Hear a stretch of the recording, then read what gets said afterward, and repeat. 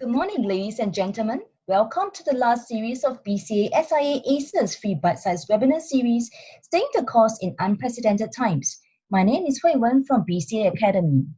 BCA has jointly collaborated with Singapore Institute of Architects SIA and Association of Consulting Engineers Singapore ACES to conduct this webinar series to help the engineering and architectural fraternity to continue to be connected through such bite-sized dialogues and sharing during the current circuit breaker period.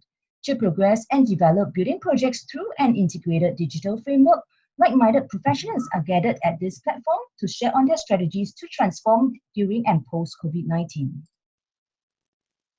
Before we start, let me highlight that as participants, you are on mute setting. Should you have any question about the discussion topics, you may do so by clicking the raise hand or Q&A button on your screen. At the end of the two presentations, the webinar chair and panel of speakers will address to it. You may also direct your questions directly to the speakers. On your attendance and awarding of your CPD points, as long as you have joined this webinar via the unique link sent to you, your data is captured. Do also note that when the session ends, you will be directed to access an evaluation form after you have exited the webinar. Once submitted, you will be able to download the speaker's presentation materials.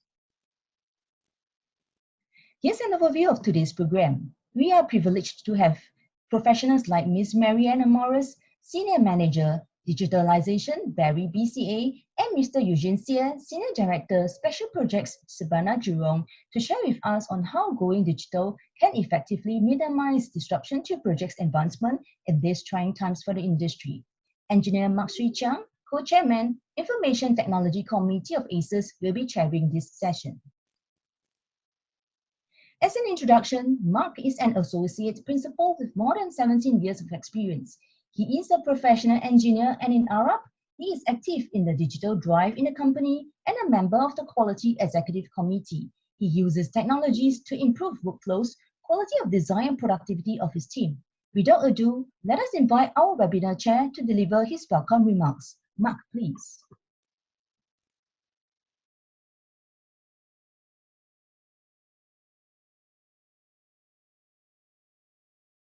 The chair for today.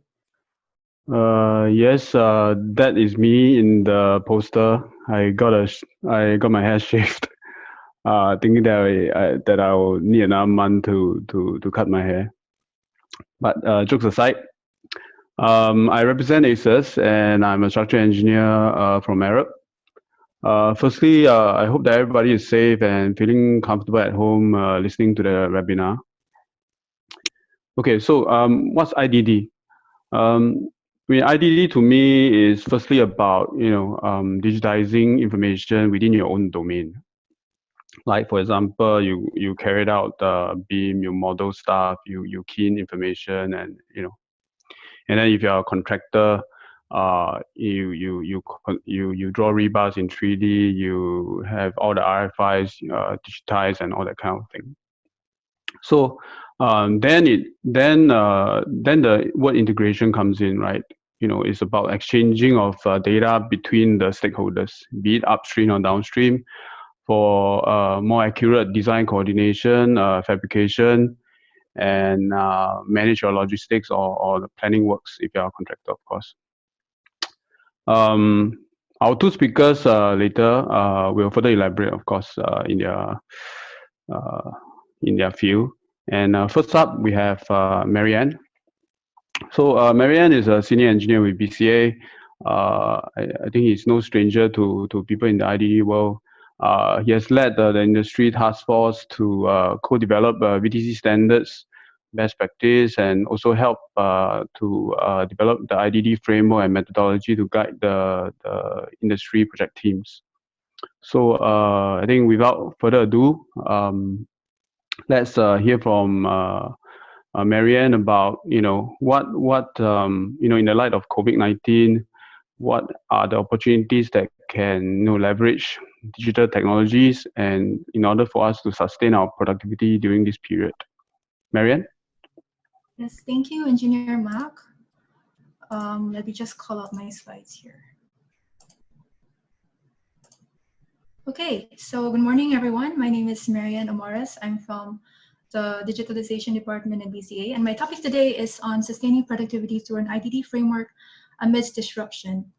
So before I go into the details of IDD, for those of you who are not so familiar with the background of Singapore's BIM implementation journey, we have actually been promoting BIM to the industry since 2010 through our first BIM roadmap, which focuses on widespread industry BIM adoption. And then in 2015, we launched our second BIM roadmap, which focused on widening design and construction collaboration through a VDC framework. And then in 2018, the Construction ITM, or Construction Industry Transformation Map, was launched. So this Construction ITM basically envisions a more advanced and integrated sector, bearing in mind certain global trends shaping the construction industry. So 3 key areas have been identified under the ITM, which you're also familiar with because these are also the 3 key themes of this 3-day webinar. And the third thrust is on integrated digital delivery. So in 2018, we also correspondingly launched our third BIM roadmap. This time it's on the IDD implementation plan. So our focus is on a widespread integrated digital delivery throughout the whole project lifecycle. So first of all, what is IDD? So as I mentioned, IDD stands for Integrated Digital Delivery, and the key concepts, the key principles of IDD is actually in these 3 words, right? So basically we are moving towards integrating and digitalizing the built environment value chain.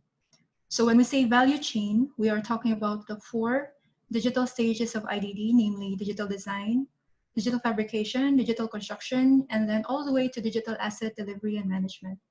So to give some context, in our previous 2 roadmaps, we mostly focused on design and construction and the collaboration between these 2 stages. But now, since we are also promoting DFMA and also green through whole building life cycle, then we have introduced these 2 new stages forming a whole 4-stage value chain.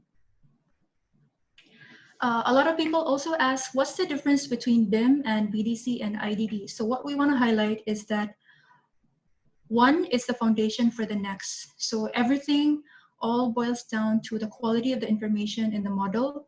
Without good quality information in the model, it is very difficult to move towards multi-stakeholder collaboration. Without good collaboration between your stakeholders, it's also difficult to move towards a more integrated value chain, right?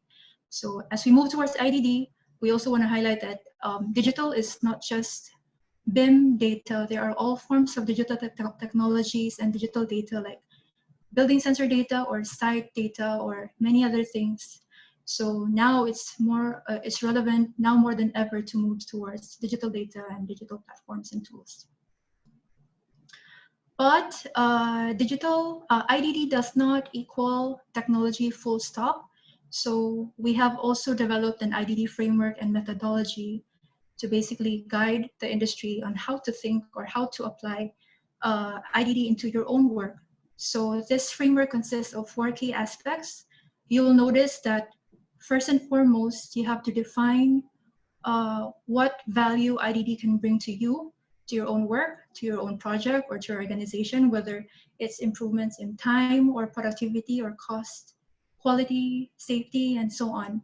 So once you have identified your key outcomes, then it's easier to identify which aspects of the value chain or which processes need streamlining.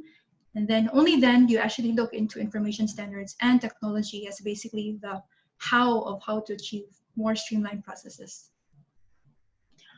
So as an example, let's take a look at this as like a typical IDD journey from design to fabrication to construction to asset delivery and FM. And then for the sake of discussion, I've highlighted a few key areas or a few key use cases where consultants may deal with on your day-to-day work, whether it's like design reviews with your client or multidisciplinary design collaboration with other stakeholders, or working with your contractor and subcontractor to clear the project of clashes and issues. And then as the project starts, it's more on document management, so shop drawing approval, RFI approval, and things like that. And then as the site progresses, then you're also involved during site progress meetings. So what happens in the advent of COVID-19? So we know that this situation has disrupted many things. It's not just the physical works on site, but also the way you do your own current work, especially processes that used to have a high degree of face-to-face interaction and collaboration between other stakeholders, and also other processes that usually required physical data or information, whether it's a physical shop drawing which you need to check and approve, or having to physically be on site to check for progress and things like that. So what we want to see is, what we want to move towards is seeing this challenging situation as an opportunity for true process transformation. So we know that right now we have to work remotely. So that is why a lot of us are already on and comfortable using remote communication technologies like Zoom, WebEx, Microsoft Teams, and things like that. So I'm not going to talk about those specific technologies. What I do want to talk about is how is it possible to apply another layer of digitalization, or streamline processes, or basically how to apply another level of the IDD framework to further transform these processes for the better, even after this whole situation blows over. So the question is, how do we move towards not just remote processes, but also streamlined and digital processes without loss in productivity and quality of work? So for the sake of discussion, we have some examples of possible process transformations, given the same 5 examples that I've shown you before. And we would say that these process transformations are possible because the technologies are already there. The technologies are already available. So for example, in the first example of design communication or design reviews to your client. So previously, this could be in the form of a physical design review meeting. Right now, maybe it's in the form of a Zoom design review meeting. And then as the client comments, then you have to keep track of the updates and feedback and things like that. But now there are a lot of advanced visualization tools and technologies out there, including AR, VR, MR. But again, the purpose is not technology in an end of itself, but how to use this technology to improve the experience of a design review meeting. Because if the client is able to see the outcome of the space in a much more realistic or immersive way, then he will be able to make a much more informed decisions, and those decisions may likely stick. So a lot of these platforms also have other features and functionalities, like being able to gather different people in different places to a virtual room, and then all of you are able to comment and feedback or measure or even annotate comments, and then those comments can be captured in the same platform. So therefore, it's easier to track later on as opposed to manual feedback tracking. So that is one example. So the second example is, so let's say the concept design is already firmed up, and then now you're moving towards multidisciplinary design collaboration with the rest of your stakeholders. So let's say in an ideal case scenario, all 3 stakeholders are working in a BIM environment. So even if all 3 are working on a BIM environment, you will still need to exchange these models with one another, right? So architect finishes his first draft model and then sends to consultant 1 and consultant 2, maybe through email or large file transfer. And as the project progresses, a lot of changes are being made, and then sometimes, more often than not, it becomes very difficult to keep track of which version is the latest,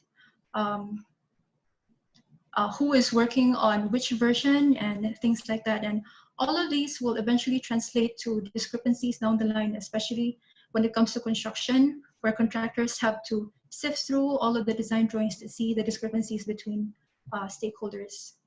But with the technology that is possible, what we are looking at is moving towards multidisciplinary cloud-based model collaboration or exchange. It doesn't mean to say that all of you are working on the cloud and everyone can see, like, in real time the architect moving things around and stuff like that. What it does mean is that all stakeholders are able to ensure that they are consuming the most updated and correct data. So you may be able to see if there is a new published data by the other stakeholders, and you can also see whether or not the other stakeholders are making use of your own latest updated data. So as you can imagine, that clears a lot of discrepancies down the line. And then some of the functionalities of these platforms also include like version comparison between models. So for example, if an architect sends you or publishes a new version, you can compare what is the difference or what has been updated between the two versions, and then it's easier for you to update accordingly. And then for design coordination and clash detection, let's say involving the contractor or subcontractor, we all know that this is usually in the form of a physical coordination meeting, site meeting, and then as the meeting progresses, someone takes notes, keeps track of the issues and minutes and what has been discussed. Again, similarly, similar to the virtual reviews with clients, you could do that in a more immersive or an enhanced visualization environment.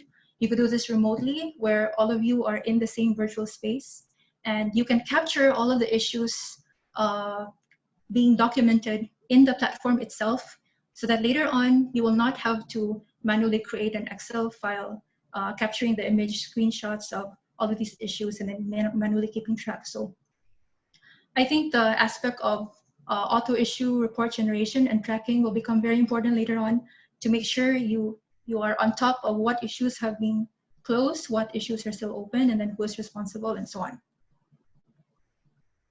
And then when it comes to document management, so for example, shop drawing submission, approval, RFI, RFA.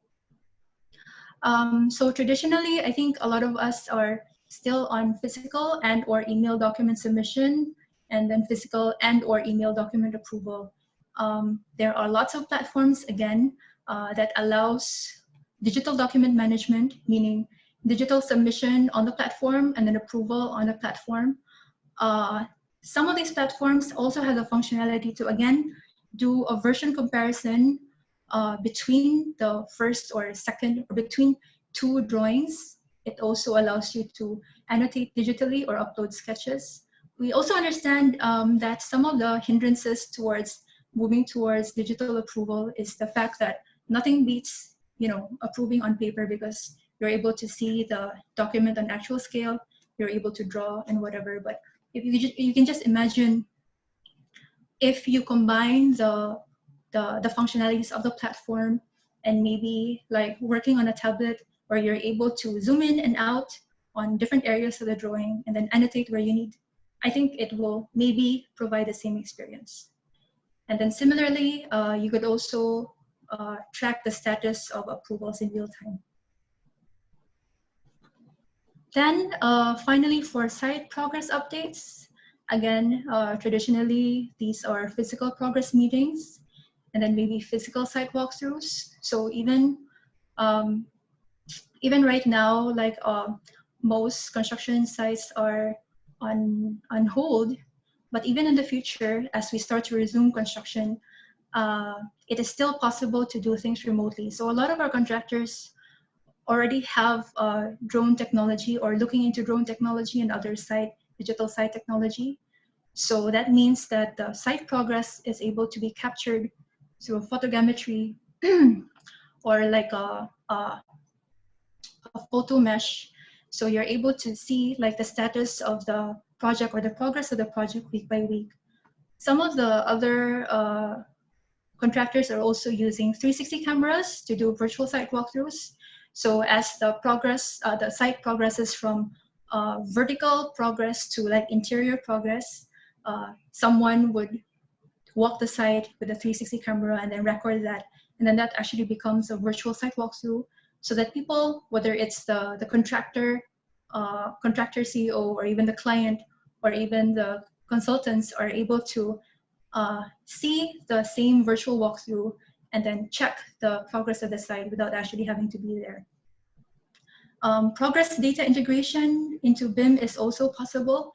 So different people do this in different ways. It could either be you interface the photogrammetry data or the laser scan data with BIM, and then you're able to see the difference in terms of progress. It could also be that you update the BIM model with actual progress, status updates that, for example, you can highlight in the BIM model which areas have already been completed and whatnot. So as I mentioned, all of these are just some examples of possibilities of how things or processes in the future can transform beyond just the use of remote communication technologies. So it's all about maybe combining how to use a technology in a new way, and then how to tweak your process in a new way to move towards process transformation that will maybe perhaps stick even after this whole COVID situation blows over. So in order to do this, we also have to bear in mind a few key success factors in order to make this possible. So I'm just going to go through each one by one. First is that we have to be comfortable to embrace digital tools and cloud-based platforms, because eventually our work will move onto digital tools or cloud-based platforms. So this is what you call a common data environment, or maybe a better term is a connected data environment. Doesn't mean to say that you're just using one platform to do everything, but you're using different platforms for different purposes to achieve different parts of your work. In that way, you can have remote access to real-time data, and then you're also able to do remote real-time collaboration. And with the data that's on the cloud, eventually you can also do real-time project performance and data analytics.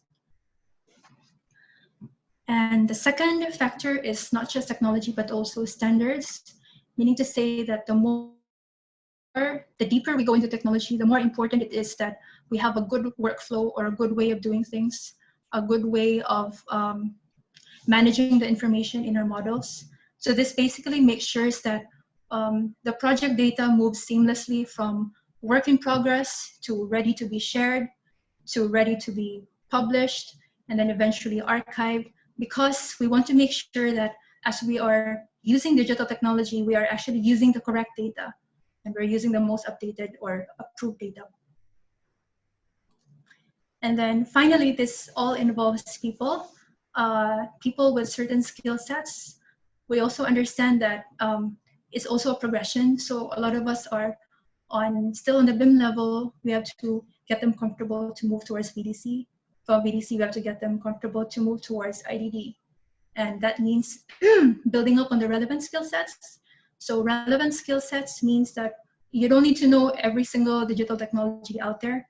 You just need to know which digital technology is best suited to the workflows that you do on a day-to-day basis. In that way, like, we as an industry can build like digital literacy, and then we can also improve our competitiveness. So to end my talk, basically, I'd like to highlight that what we're basically trying to do is to leverage on IDD, or a digital framework, to move towards the new normal of built environment workflows. So it's about seeing the challenge as an opportunity. So with that, I end.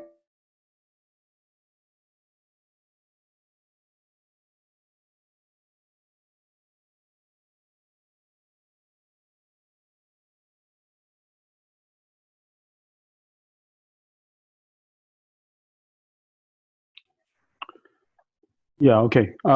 Thanks, Marianne, for that presentation. I think we can take quite a lot and learn quite a lot from those slides that was shown, and also the discussion there. I mean, to many people, I feel that, at least to me, it kind of gives you the sense that, oh, I'm going to spend like a lot of money to invest on hardware, software, and all that kind of thing. I think we need to consider, the productivity, and the scaling up of our employees, and also the positioning of ourselves, towards your compared with your competitors, and strike a balance between spending that money and then achieving what you want to achieve at the end of the day. So that is really up to you to embrace it. But I mean, from personal experience, my company, and of course myself also, definitely has reaped the benefits of having all this information and data and digitizing our workflow, so that we can gain quite a bit of productivity. Yeah. So there's one thing that I thought is quite interesting, is that Marianne actually presented I session that was part and parcel of VDC process. With COVID, is really an acid test that people can actually work from home. So I just wonder whether is there a need for us to really physically meet and discuss stuff after this lockdown. So I hope the clients can appreciate that this it is actually quite possible to do that. Okay, so I will not talk more. Without further ado, I think I will hand over to Eugene. So a bit of introduction. Eugene is a senior director from Surbana, Jurong. I think no further introduction. I mean, he's quite a famous person in our industry, and he oversees the group's special projects, strategic initiatives, and also looks after 360. So today he's going to share his experience, I believe, with a case study on how, especially during this time, how he make use of technology to improve, productivity and the likes. Eugene? Thanks, Engineer Mark. Can I confirm that you can see my screen? Yes. Excellent. Okay. Hi, everyone. Thanks for the introduction, Engineer Mark. I'm going to be discussing with you guys how we've used digital to communicate and also work on our projects.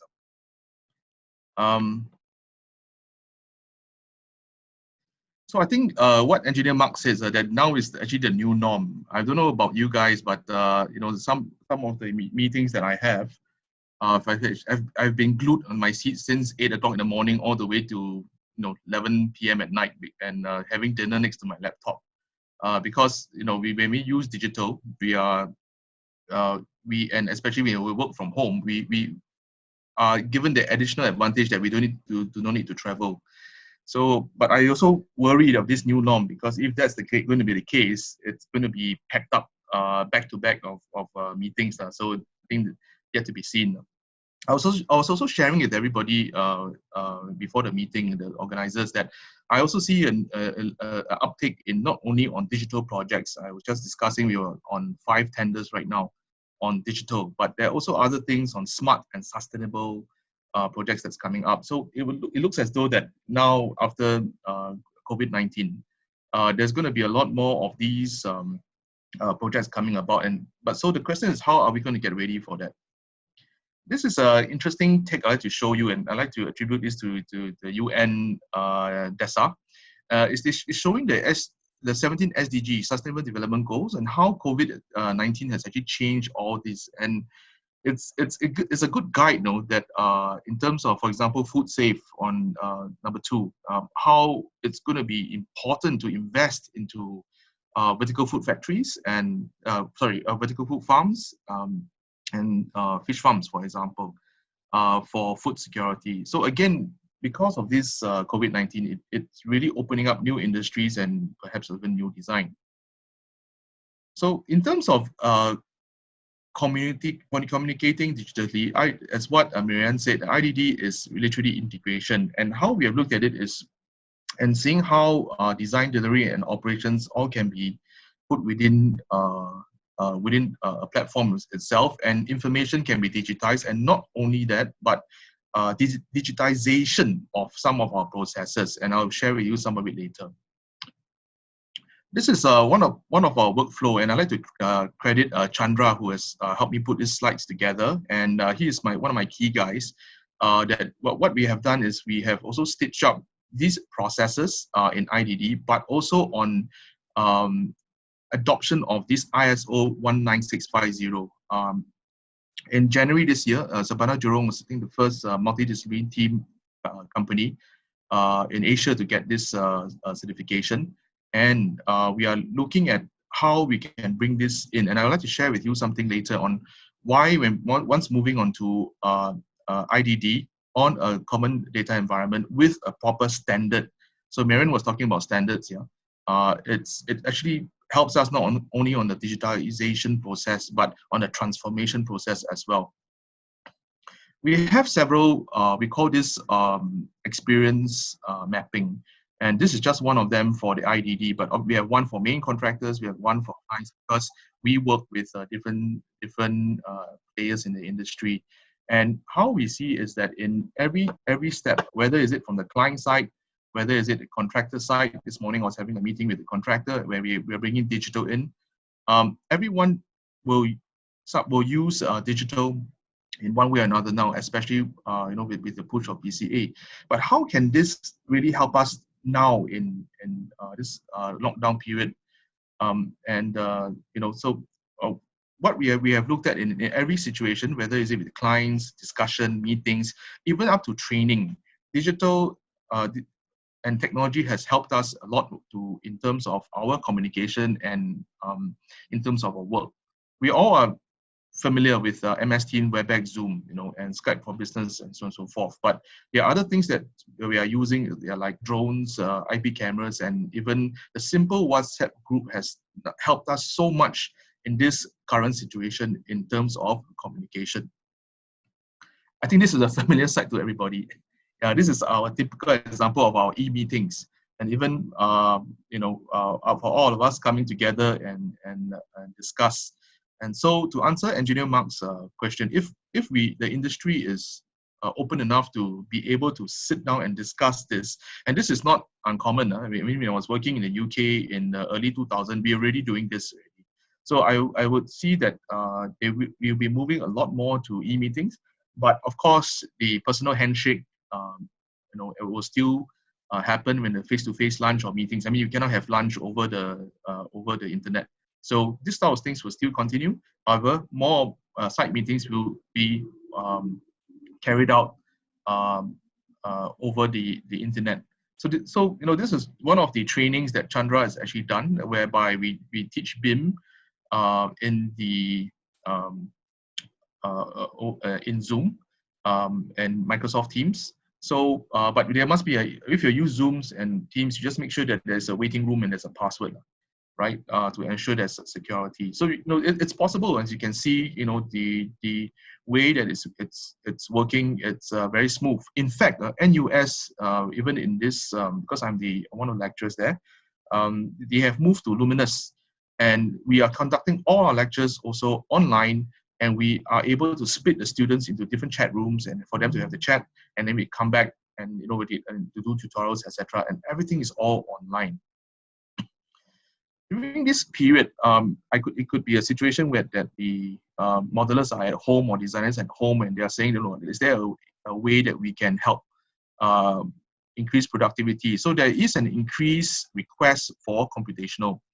And this is just one example of one of our folks, Han, in the Digital Management Office, where it was a request whether we can do the rolling sphere calculation of lightning protection in a jiffy, and this is something that was created, and what would have taken hours or days is now done in minutes. So we are seeing a pickup, especially now in this period, because people are saying that working at home may not be that conducive. Can you help to increase my productivity? Can you help in terms of bridging the gaps and in terms of design? And so there's a lot of meetings now that we're having to tweak. It could be a simple scripting file, or it could be a situation that we need to use IDD to help us resolve it, or IDD plus some scripting to resolve it. So as you can see from this, we'll be able to see very quickly within a minute on how the protection of this rolling sphere or this 45-degree angle protection for lightning.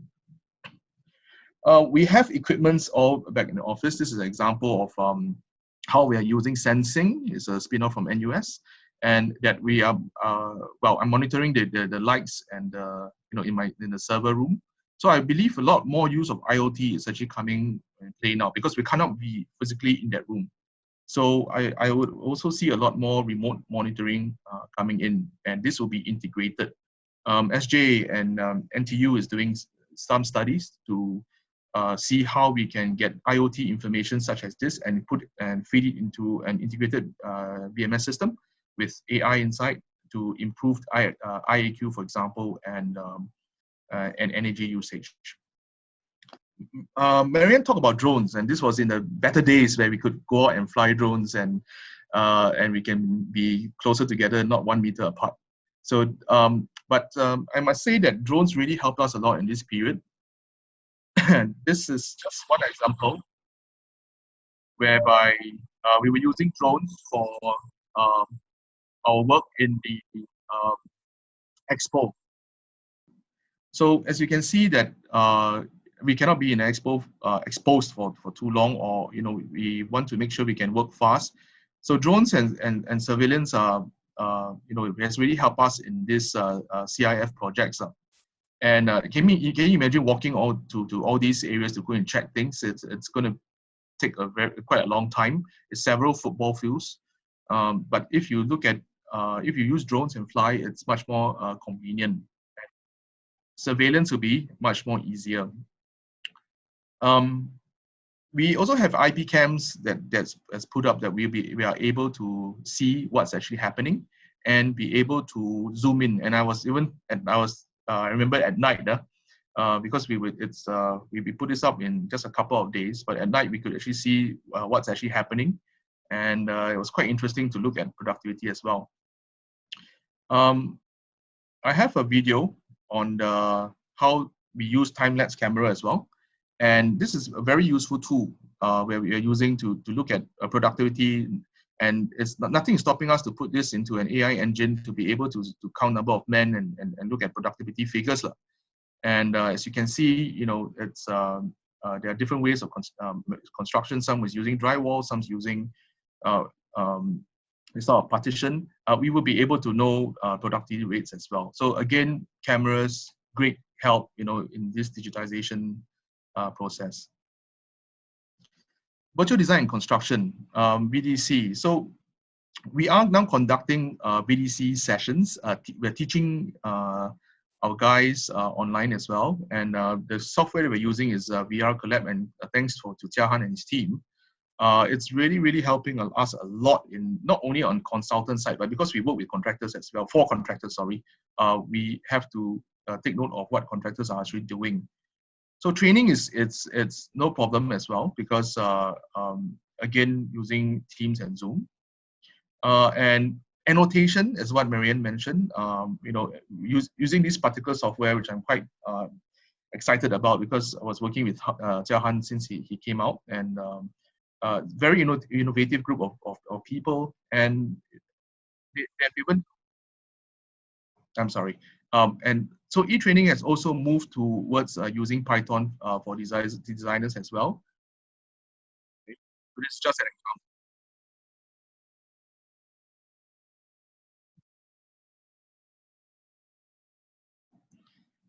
Right, and I must say that right now, because of our partnership with Autodesk, with our different partners accounts, like even Graphisoft, we are seeing, especially in this time, that it really pays off to work with these vendors. They not only provide us support, especially when there was a flick of a switch, we had to move to home-based work from home. When we migrate things into BIM 360 pretty fast, they were there to actually help us. And so I must say that in this period, with support from our partners, it's really very useful.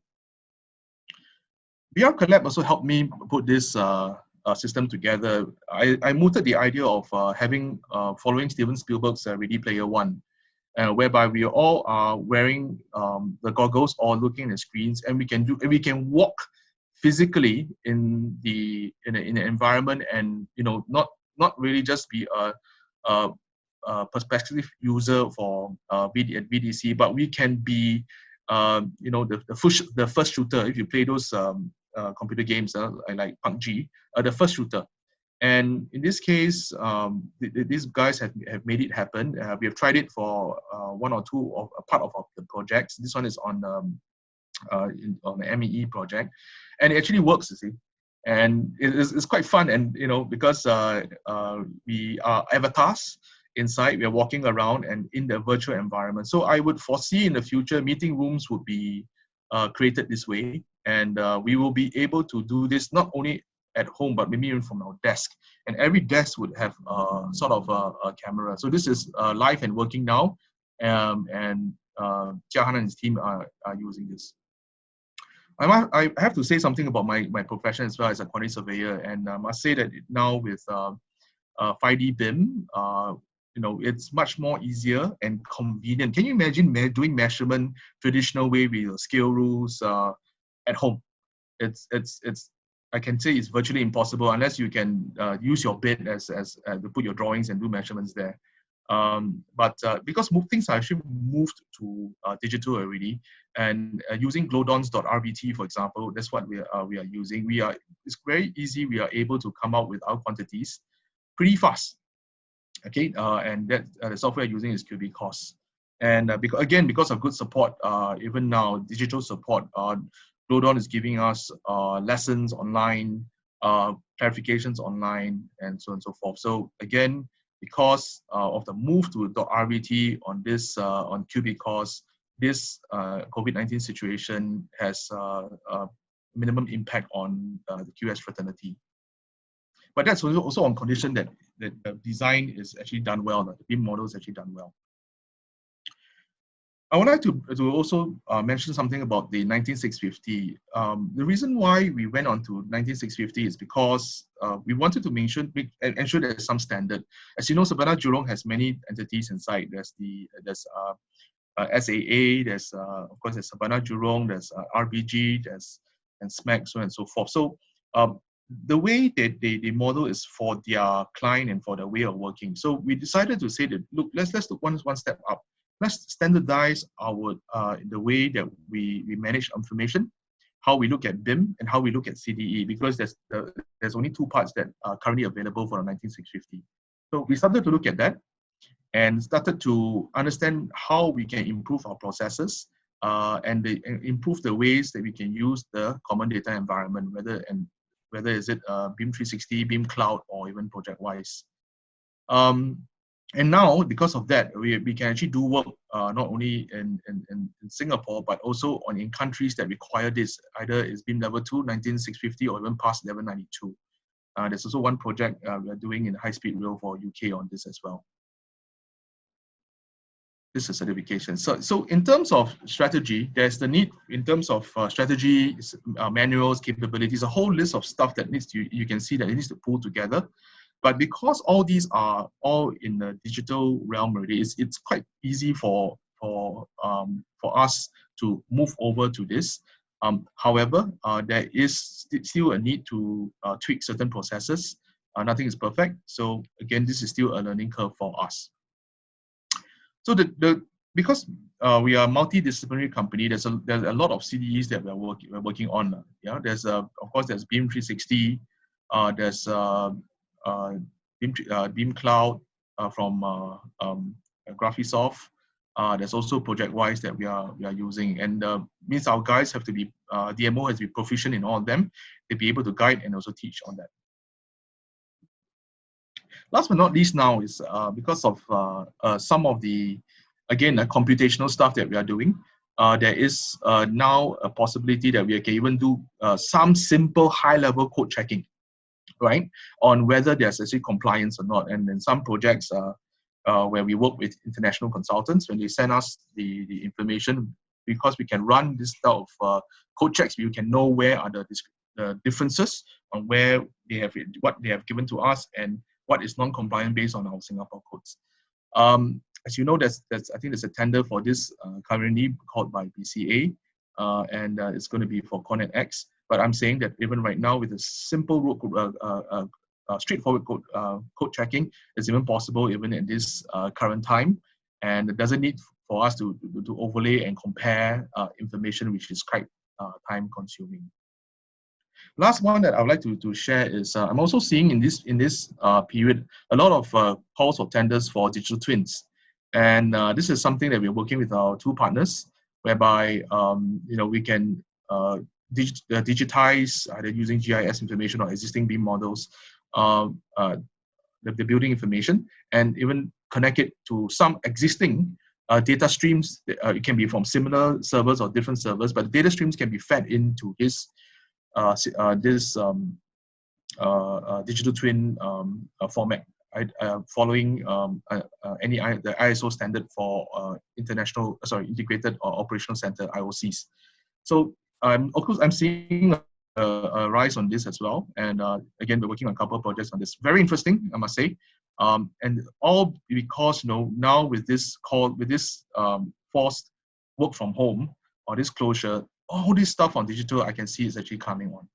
So that's all I have to share. I'd like to just wish everybody stay safe, and I welcome the Q&A.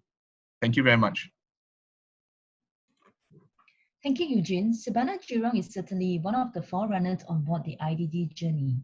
Right now, we will move on to the Q&A session. You may raise your question by clicking the raise hand or Q&A button on the screen. Over to you, Mark. Yeah, hi. Okay, thanks, Eugene, for answering my question just now. Sincerely hope that they will excuse us from going down to site all the time. Okay. And also quite exciting that SJ is going on so many fronts. It's exciting as a Singaporean, rooting for that Singapore company, although we are competitors. I have to say that it's, this period is, because again, we can't go to site, but now for example, we need to check on what's happening on site. With 5G coming, it's going to be more interesting, whereby you can actually sit in the comforts of your home or your site office, and even fly the drones with a thermal camera, for example, and you can pick up water spots on a site that's potential breeding grounds for mosquitoes. So it's only just going to get more and more exciting. Yeah, and now it's like the time where we acid test all the different procedures and workflow, right? And then execute it, more wholeheartedly after the lockdown. Agreed. Yeah. Okay. Let's see whether there's any. Give me a second.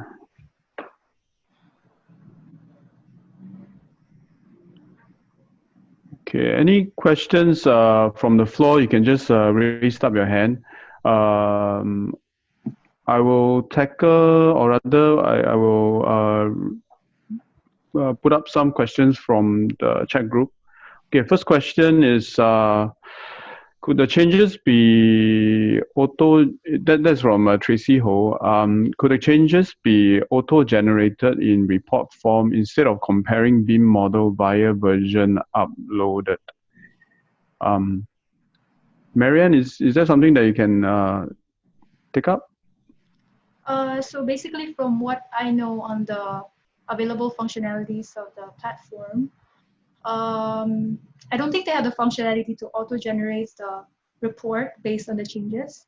So what happens is that you can view the comparison. So basically, you can compare two models or two drawings, and then if it's a model, the areas there have changes are highlighted, so you can see.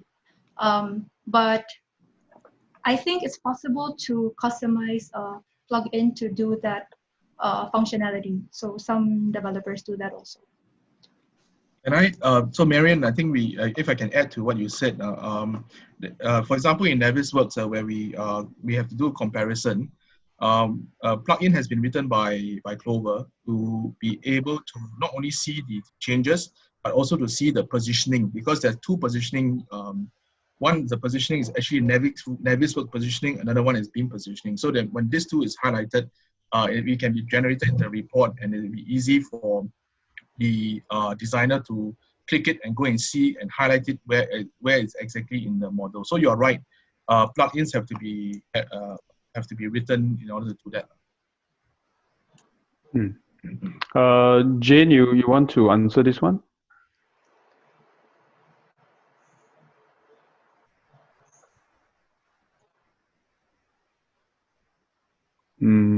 Okay. Let me. There are a few hands raised up. Mr. Jayakumar, you want to pose your question? I just want to ask: is there any method of like scanning, and we can integrate with the BIM model to match the progress, the current status of the project, as well as the BIM model? Is there any kind of scanning method or something like that? Marianne, maybe I can take this. Okay, so what some contractors are able to do, they can scan, they can do 3D laser scan, or they can do a photogrammetry of their site using drones or something like that. And then you can also overlay that with your model. So sometimes the model can be on a cloud-based platform, let's say Trimble Connect as an example. And then you can also upload your scan data or your photogrammetry data and then overlay that with your model, and then it becomes easier to visualize. And because it's not the actual Revit model, it's only the cloud model, which you can see, it's a bit lighter to handle. So there's also a software called Edgewise that you can try. That is a semi-automated whereby as what Marianne says, you scan the building. You have to train Edgewise to recognize certain elements, and then Edgewise will then will be able to tell you what will be the difference. However, again, we are looking into some AI to that. To be able, once you scan, to be able to automatically, that means for Edgewise, you have to go in and press and pick the elements one by one and train it so that it can recognize the rest of the elements, for example, like a structural beam. But if you can train, if you have an AI that can train it, I'm talking about probably in about a year and a half time, you'll be able to have it automatically. Once you scan, it will go automatically into a Revit model or ArchiCAD file, and then you'll be able to see the difference.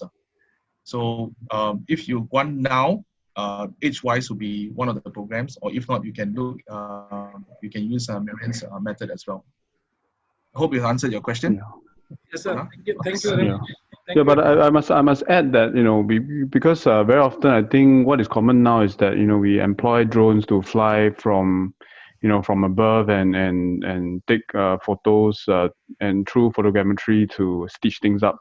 So the resolution or the amount of information is still from the sky. So in terms of you know, things happening that are not covered by such photos will not be captured.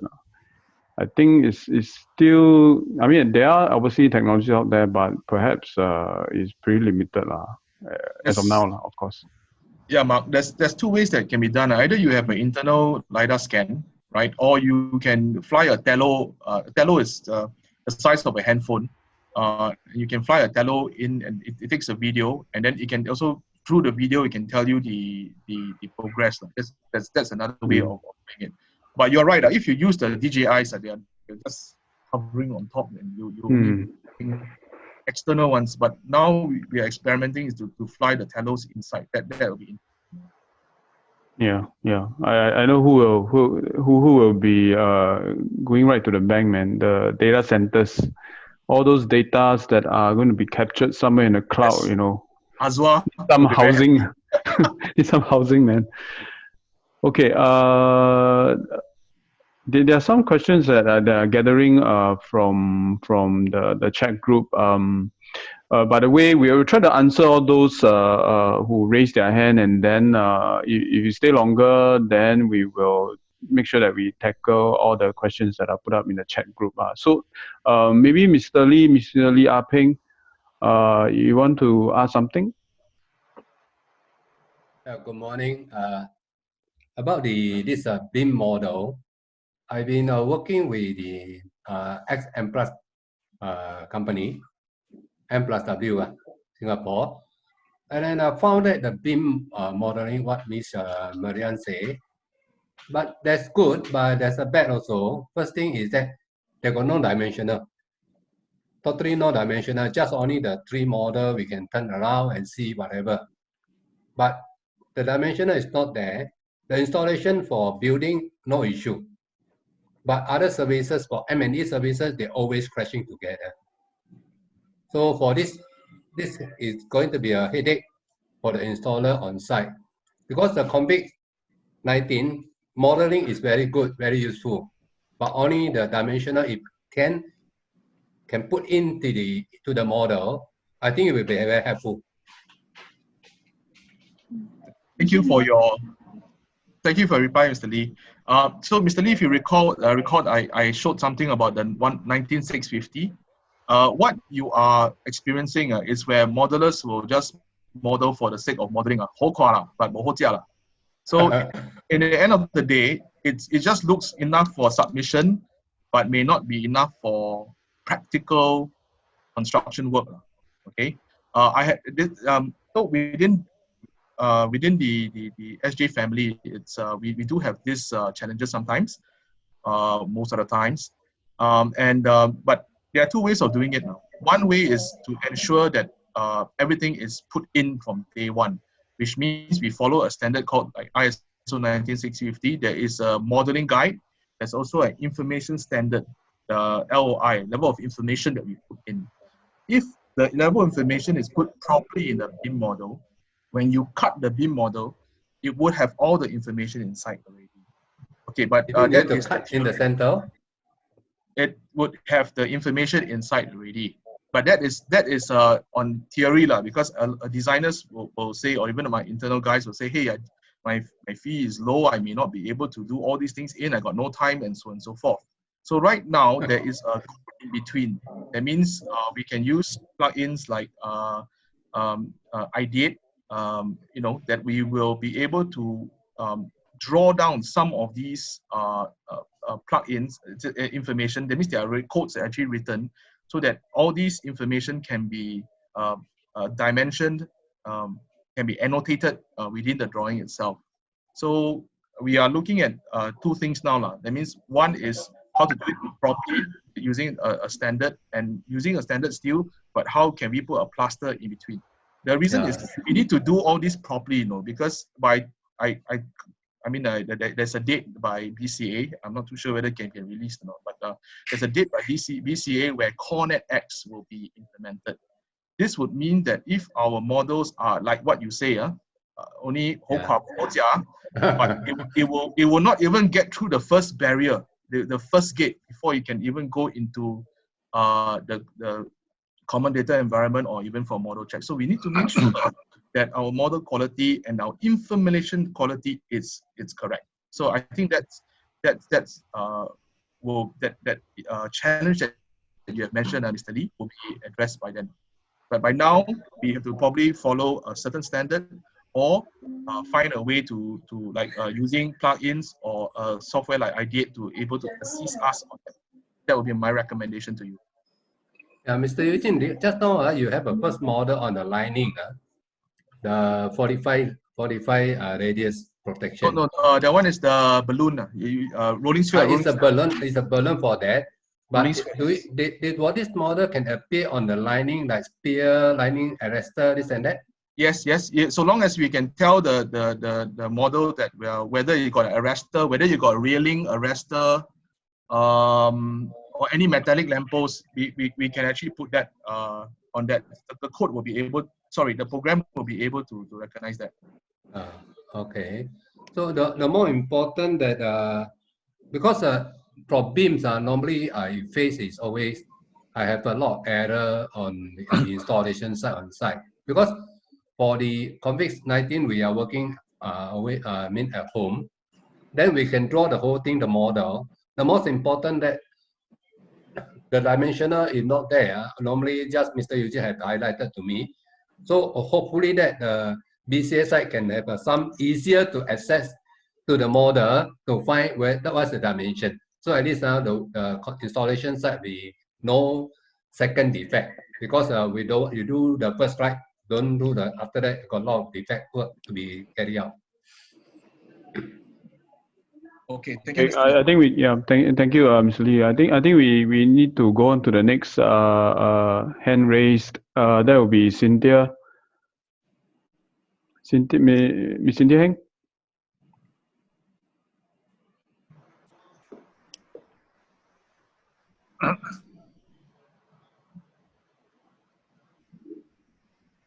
Yeah, Cynthia, you can speak now. Yeah, Hello. yeah, we can hear you.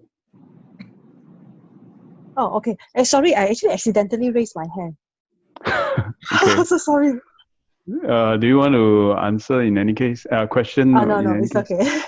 Okay. Then I'll go on to the chat. The chat has quite a few questions. I'll read out. There's one that is pretty interesting from Mr. Michael Tan. So with the evolvement and move towards digital submission and approval reviewed by AI in the near future, how will jobs in the building environment industry be impacted, especially for the technical teams? Eugene? Okay. I think when he says, when he asks submission, I think it's in general design and everything, I would say.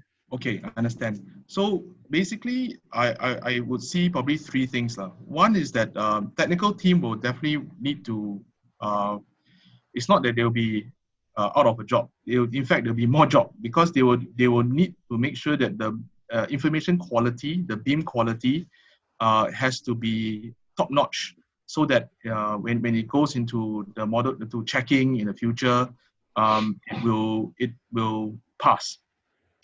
If it's not, it will always be rejected because why? Maybe IOC was wrong, maybe the modeling quality was wrong, drawing was wrong, and there's not enough information inside. So we just need to make sure that that is there. The second thing is I feel that there will be a lot of there'll be training. There'll be a need to know how the engines work, how the models work, how the different vendors will work. But again, back to my point one, I think there's going to be a lot of a need to ensure that there's a good data model standard or model quality standard or information standard. The third one I would see is that I think we need to be versatile as well, because in future there may be I don't know, there may be several different CDEs coming out. I understand that there is a joint project by government to the agency GPEs to have a common CDE standard, but some agencies are not in there. So means that I may have one for one agency and one for a few agencies and so on and so forth. That is not that's common because in in Singapore we work that way. But if I was in if for example like if there's the adoption for the ISO, for example, there is only one ISO 19650 or PAS 1192. So when we worked in UK in the project, when they say PAS 1192, straight away we know exactly what standard is needed. One voice. And when my clients came to Singapore, one voice, we knew about it. But I guess it will mean that our teams will need to be able to adapt to the different requirements, and perhaps have different model libraries. Basically, BIM modelers will be very busy. There will still be jobs there, but we need to change our way of thinking, our mindset, and also upskill ourselves to be able to use different CDEs, environments, and also different programs. That would be my take. Okay. There's a second part to his question that is more on cost. As in, let's say we go cloud-based, okay, let me just read it out. For cloud-based collaboration, usually who is the one that owns the cloud accounts? Is there a high cost involved to set up this cloud-based infrastructure, especially would that be a challenge for smaller SMEs or not? This is a very good question. Yeah. Maybe Marianne, you want to talk about on the government side before I talk on the private sector side? On the government side, there is not yet like an official, like a platform which all of us will be on. But what we have seen in the industry is that there are different models to this. There are some project teams where the client actually hosts the collaboration platform, which is good because then They're able to keep track of the document submissions and the project updates and things like that.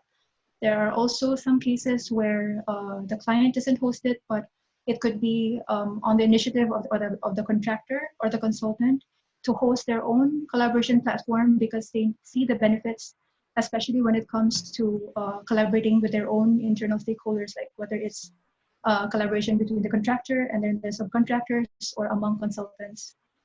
Yeah, so and in terms of the cost, it really depends on the platform itself. You know, it depends on the number of functionalities that is available.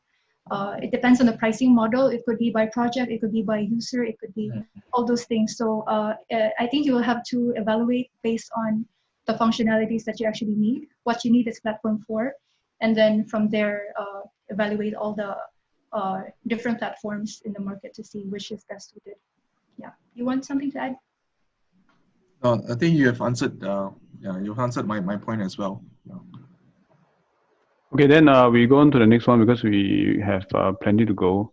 So the next one that I felt that we should at least try is from KM Lee. Okay, a bit controversial, that's why it interests me. Hi, my concern on the completeness of the BIM VDC IDD start of the base on BIM. Do you agree that all workflows can only be successful if the designer can provide us with a good model to pass on for the life cycle of the project starting from tender? Sounds like a contractor, I think. Okay, if I put on my QS hat, answer is yes lah. Because if you have a not good so good model, it's rubbish in, rubbish out. But I wish to also set a context on if you think as the designer. I used to argue why do these CNS always when they design when they give me the structural models, the structural models are always from the base of the foundation all the way to the roof. And it's very hard for me to look at sequencing or also to do measurement because we measure columns in between slabs. But I was when in our internal search in the office, I was told that because when we do that, when it's structural people do the analysis, it's of course the behavior slope from top down. But also when they want to move the column, if you break it up into between floors, they have to move every column between the floors, which is very unproductive. So what we did was we wrote a script, and I believe the script is also available. So there's one we wrote and another one by Autodesk, whereby you can combine the column, move it, and then explode the column in between the beams and structural slabs.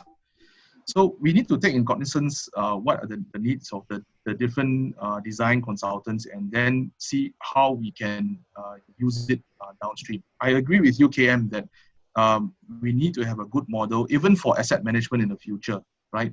So because that's why I go back to standard. We need to make sure that our standards for our beam quality, our information standards as well that goes inside must be correct.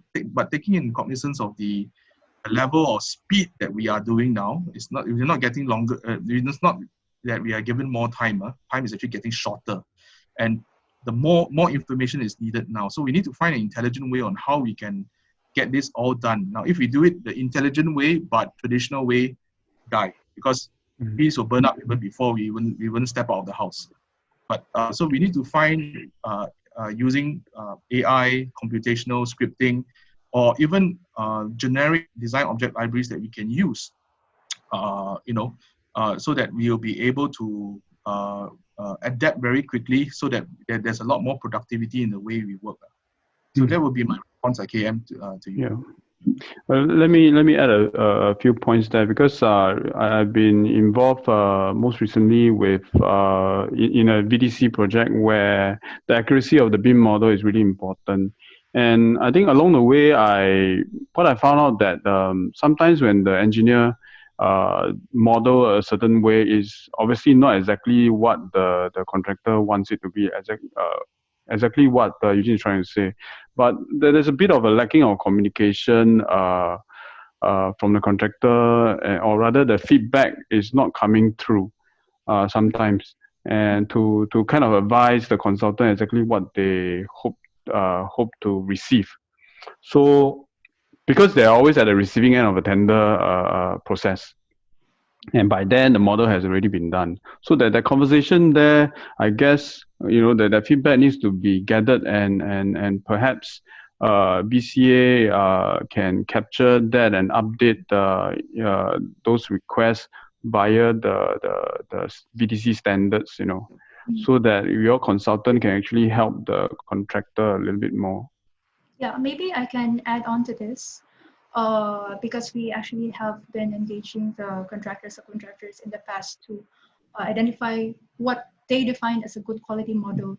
Because we also understand that they don't expect that consultants will develop a construction level of model for during the design phase. But there are certain things that contractors will always check. It's not just a model. First of all, they really check all of the discrepancies between the model and the tender drawings, and then the discrepancies between all of the 3 discipline models. And that takes a lot of time.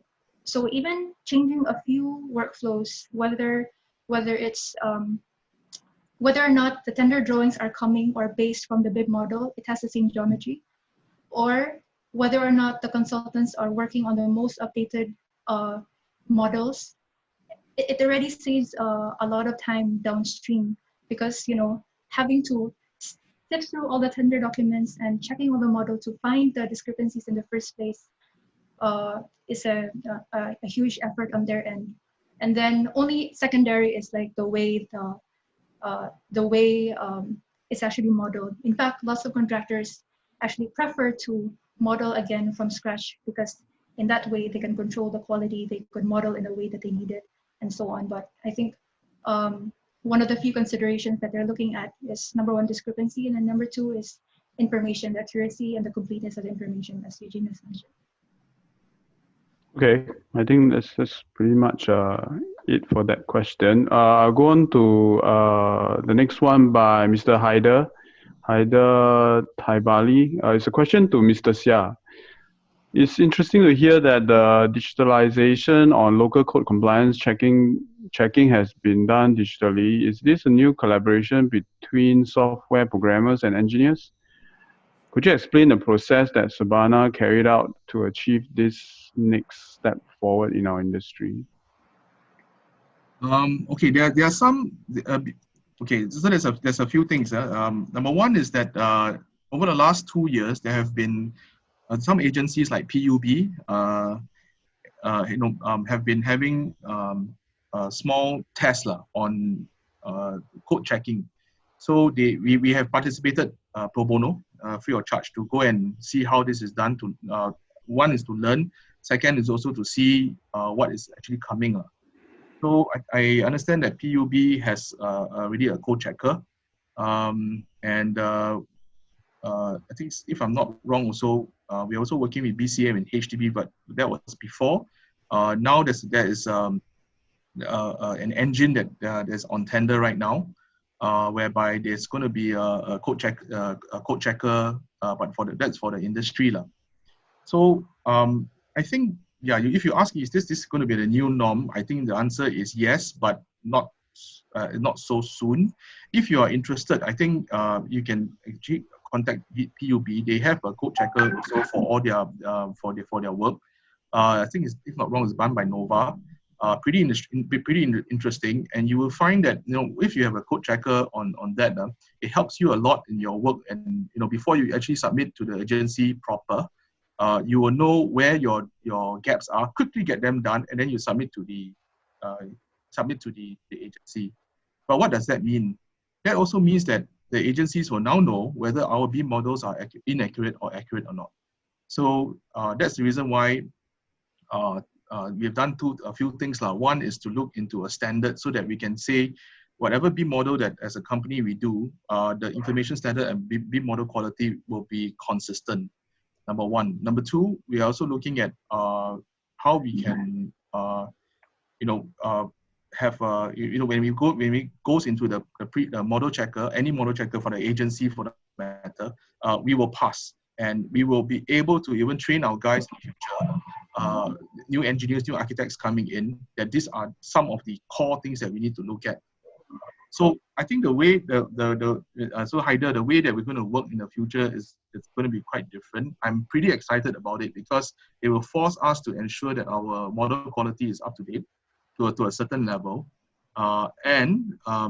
If we cannot reach there because of a certain constraint, we will find innovative ways to reach there. For example, we can use plugins like what IDD actually has, or we write our own computational scripts to bridge that gap. That will be that's the reason why I'm excited, because I'm seeing even architects and engineers now having a minimum of Python or even C# C++ coding inside their syllabus. We're going to have a whole new generation of people coming out that are part designers, part programmers, and really going to be changing the face of the industry. I hope I've answered your question, Haider. Haider, is it? Yeah, it was from Haider. Okay, I think we can go on to the next one, but from Mr. Chua Kok Singh. May I ask what are the available platforms that contractors are using to carry out their BDC or even their construction planning using BIM, prepared by consultants? I think this one, perhaps Marianne, you can just recommend some. I'm not sure whether you can or not to recommend a platform. This one, I think we were instructed not to mention any software. Maybe the first letter or something.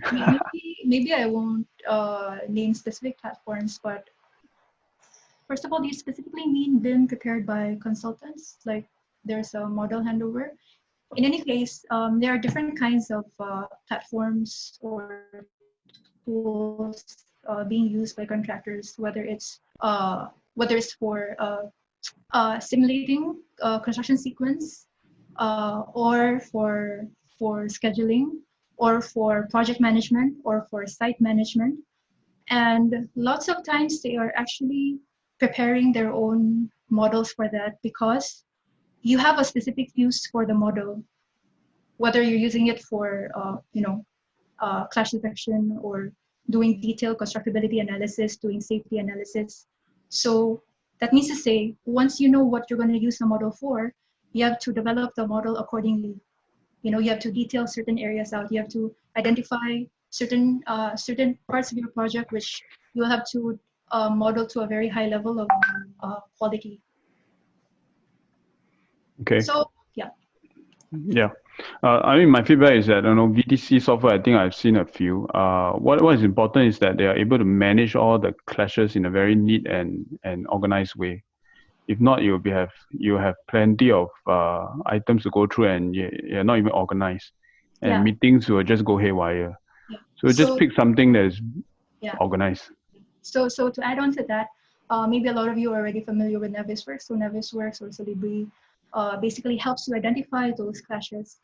But there are also like issue management platforms. It's a separate platform which basically manages issues being extracted from these clash detection software. And to be able to manage all of these issues is really important, because as you know, time is tight. You have to clear all of the issues. You have to keep track of which issues are open, who is responsible, and things like that. So that is another example of like an issue management platform, but there are many out there. Okay, we have one raised hand from Mr. Chen Xiaodong. I think I think that will be the last. I'm conscious of time, so that probably will be our last live question to be answered. But we'll stay on and answer those in the chat line. If you want to stay on, then you can. Mr. Chen.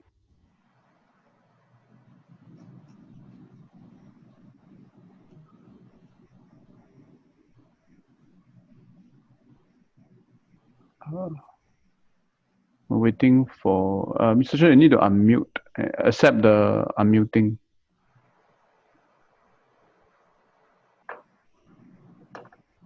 Okay. While waiting, maybe we can answer one. Okay, I think he's on. Mr. Chen. Okay, never mind. We go on to the next question then. This is from Tushar. Can the speaker share their experience on utilizing IDD effectively during FM stage? Eugene, I think this is yours. Any experience on that, FM? Even before we reach the FM stage, we need to make sure that the BIM models during the construction stage are conditioned well enough for the use for digital FM. One of the examples that we're working on now is our campus, and it's quite a bit of work that needs to ensure that the model has enough information for digital FM. But once it's done properly, we can do many ways of using that model. And one of the projects we're looking at working with is to not only integrate this BIM model into this the digital twin into a platform, but this platform has open widgets that we can connect live data streams. It could be CCTV cameras, it could be IoT information, it could be lift information, for example, and we can display it in this platform, exactly my last slide, and also interrogate the BIM model to see exactly what's to be done. Many ways you can use it. You can actually collect data. You can do data analytics for smart cities. If you're interested, you can actually read ISO 37100. That is ISO for smart cities and sustainable cities. And you will find that digital twin, you will find that digital FM and all these use of technology is key. Okay, and there's a city in China that has used this and implemented based on this ISO, and they've found great benefits on it by the citizens, by its people, and also the mayors, the city officials. So I must say that digital FM is the process of digital FM doesn't start at digital FM stage, but it actually starts planning all the way from even at concept stage, knowing what you want, knowing the end in mind, especially during the construction, how the as-built BIM is conditioned so that a light model BIM can be extracted for digital FM, so you don't have a heavy model BIM. This is enough information that actually goes in. Okay. Okay, I think that will be the last one. Like I mentioned, we'll try to reply all of the questions coming off the seminar, as in we'll type the answers. So I would like to take this opportunity to thank Marianne and Eugene for their precious time, and for their sharing during this session. Thank you. Thanks. Bye, everyone. Stay safe. Stay safe. Bye.